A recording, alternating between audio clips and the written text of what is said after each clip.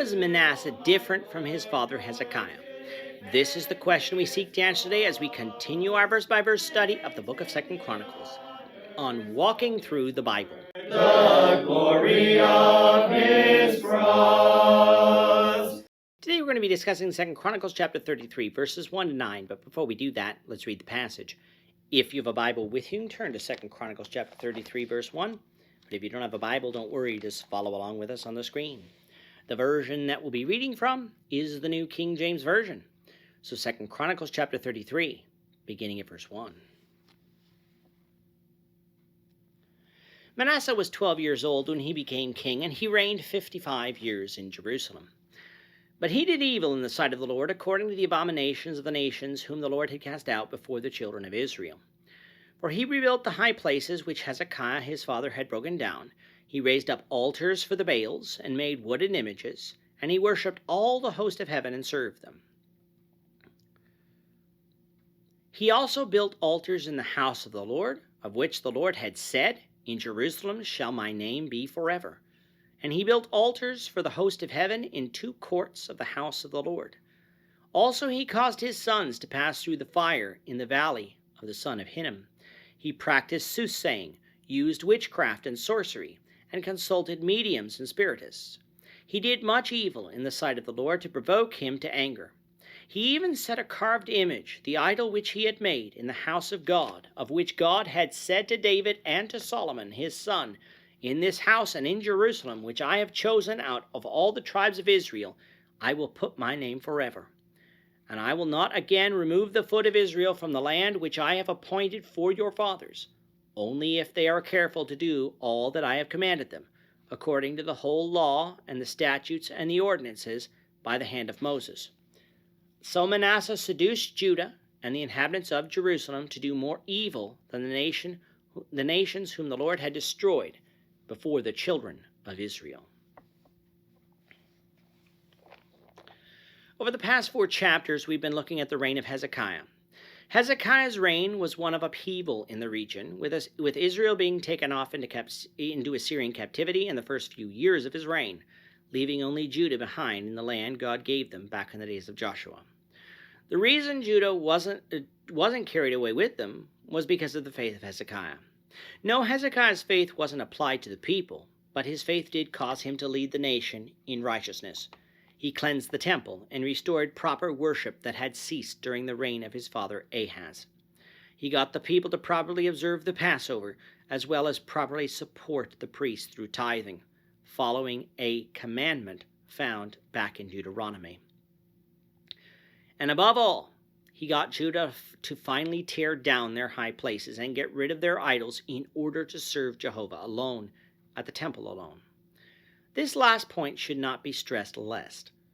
That feat was massive, for the high places had been around largely since the days of Solomon, and every righteous king had trouble rooting them out. They proved to be a stumbling block, for although Jehovah worship sometimes took place there, idol worship more often than not took place there. If one was going to worship idols, you weren't going to solely do so at the Jerusalem temple. You needed high places, and you needed other altars, for the temple in Jerusalem would remind you only of one true God who is worshipped without idols. Thus, to root out the high places was to root out the underlying idolatry too. Now, Hezekiah wasn't perfect. He was susceptible to pride. This got him into trouble on a couple of occasions, such as when he showed off before the princes of Babylon, something Judah would pay for about a century later, or when his pride led God to bring Assyria down upon him, causing him to later humble himself before God when God defeated the Assyrians. Such an attitude, one of repentance upon reproof, is why Hezekiah was considered righteous. Hezekiah wasn't righteous based on his own doing. He was righteous because he received God's grace, which was made possible through his own living faith. Grace, faith, and works worked together to produce salvation. It was not any one of these 3 things alone. Overall, Hezekiah reigned 29 years in Jerusalem before he died, with Manasseh his son reigning in his place. And while Hezekiah can be described as a righteous king, Manasseh can be described as anything but. Manasseh himself was 12 years old when he became king, meaning he likely had a regent or advisor helping him until he was old enough to reign on his own. And he reigned for 55 years over Judah, making him the longest reigning monarch of any king of Judah or Israel for that matter. As we said earlier, Manasseh could easily be described as the complete opposite of his father. Whereas Hezekiah was a righteous reformer, bringing the people back to God, Manasseh was a religious reformer too, but in the opposite direction, taking the people away from God. Manasseh rebuilt the high places that Hezekiah had torn down. He introduced Baal worship into Judah as Ahab in Israel had done. He built other altars in the house of the Lord to sacrifice upon, and even erected a carved image of Asherah there to worship. Think about this. This temple was the place where God told David and Solomon he would place his name and bend his ear towards, and Manasseh was making it a temple to worship false gods at. And if that wasn't bad enough, he made his sons pass through the fire, which is the abomination of child sacrifice railed against in Leviticus 18:21. He practiced soothsaying, witchcraft, consulted spiritists and mediums, contrary to Deuteronomy 18, verses 9 to 14. In actuality, if the law of Moses spoke against it, Manasseh seemed before it and practiced it. It was so bad that Manasseh was said to have seduced Judah to do more evil than the nations whom the Lord had destroyed before the children of Israel. Think about that for a moment. God was so angry at the Amorites that he actually dispossessed them of their land as punishment. And Manasseh caused Judah to do worse things than that. Now you might ask, how would Manasseh turn out so bad, seeing as how righteous his father was? Well, this does teach us that our faith isn't genetic. Righteous people can produce wicked children, just as wicked parents can produce righteous children.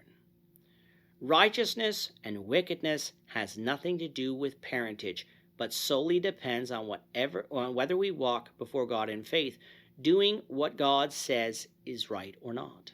Sure, our parents can steer us in the right or the wrong direction, but the choice of whether to obey God or not is entirely our own. But I suggest there is something else likely at play here too. How old was Manasseh when he came to the throne? 12. And like we said, that meant that he likely had a regent or advisors helping him rule in the beginning, just like Josiah did about 130 years early. Joash did 130 years earlier. But unlike Joash, who had righteous advisors, Manasseh obviously had wicked ones who likely didn't like the reforms that Hezekiah brought in and sought to reverse them. They thus influenced Manasseh to allow them to do this. Manasseh agreed and followed after their example. Yes, Manasseh is responsible for his actions, but if we surround ourselves with evil people, we shouldn't be surprised if we copy their evil ways, because evil can often look so enticing. But if Manasseh's reign was this evil, more evil than the evil of the Amorites, what would the Lord's reaction to this be? And what new information about Manasseh will we learn that we didn't learn from 2 Kings? That's what we'll be seeking to answer, the Lord willing, in the next lesson.